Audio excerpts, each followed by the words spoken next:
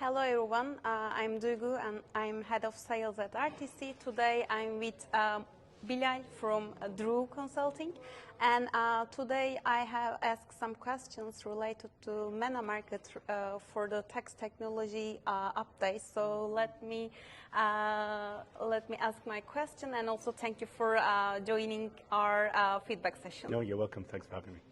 So the first question will be, with the adopting of rapid increase for the e-invoicing obligation across to MENA market, how do you feel about it, and how can you explain the business effect and as well as the tax authorities effect related to these rapid change in the tax technology market? Sure. Thank you. Great question. So I think one of the things that's obvious is that from a tax authority perspective, this is going to be a great way for them to understand, the economy better, be able to minimize the tax gap, all those benefits that we always understand when it comes to electronic invoicing. I think the more interesting area is really going to be what the benefits are to the enterprises, because quite often it's seen as a mandate. Yeah. It's seen as something that has to happen, but there are benefits.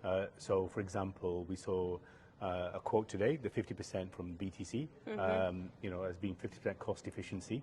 So that's going to be wonderful. And we also saw some really interesting perspectives around sustainability as well. Yeah. And I think those are things which we're definitely going to see. One of the things which, from a tax perspective, we're very excited about is the increase and improvement in data quality. Because that's something which, if we look at traditional models, when we have to deal with those after the fact, data quality can be really challenging to deal with things like reconciliations and planning. Exactly.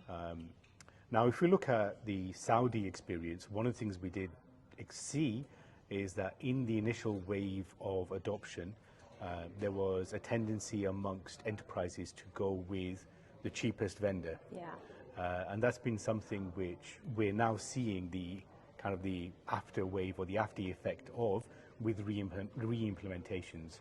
And so one of the things which I think we're going to learn from that experience with the implementation in the UAE is for a lot of enterprises to really look at their overall end-to-end process, look at their requirements, do a lot more legwork up front, a lot more deeper analysis as to what they need ahead of time, and look for the best vendor for them.